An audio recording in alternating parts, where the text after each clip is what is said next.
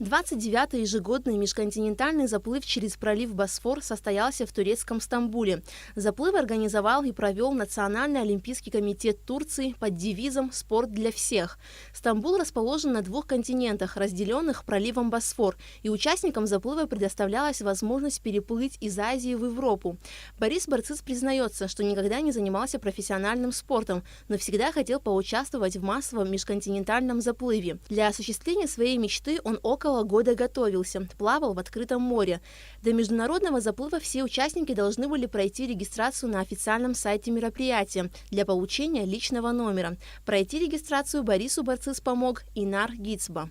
2 января был, организован распределение слотов. За неделю до этого позвонил Инар, сказал: заходи на сайт, смотри. Зашел на сайт, у них специальный такой сайт этого заплыва, где одна из первых стран была Республика Абхазия. Страна-участница официально, я зарегистрировался в личном кабинете, выбрал страну, участницу, внес данные паспорта абхазского загран. И когда уже был день розыгрыша вот этих слотов, в нашей стране была квота персональная, и мы ею воспользовались. Борис Барцыц признается, что информацию о своем намерении участвовать в межконтинентальном заплыве через Босфор до начала турнира он не разглашал, так как грузинская сторона могла сорвать эти планы. В день заплыва грузинские дипломаты направили в МИД Турции письмо с протестом, но все их старания были тщетны. На 29-м межконтинентальном заплыве через Босфор участвовали 2400 человек из 49 стран мира. Общая протяженность трассы заплыва составила 6,5 километров. Я плыл по течению, но задача была именно выбрать это течение, которое тебя будет нести в направлении.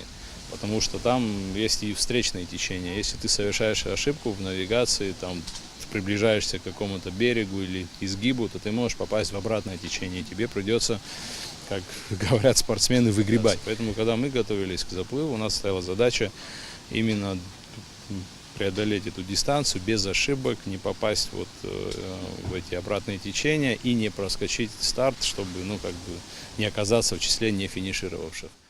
Борис Барцыц доплыл до финиша за 1 час и 16 минут и попал в первую группу лидирующих. Для неспортсмена это очень хороший результат. Победителям вручили медали и кубки, а остальным участникам сертификаты, подтверждающие пересечение пролива с указанием личного результата. Гендиректор оператора сотовой связи Амобайл и руководитель клуба спорта ПСН Борис Барцыц признается, что в будущем году тоже планирует поучаствовать в межконтинентальном заплыве через Босфор. Алика Трапш, Тимур Гугохи, Абхазское телевидение.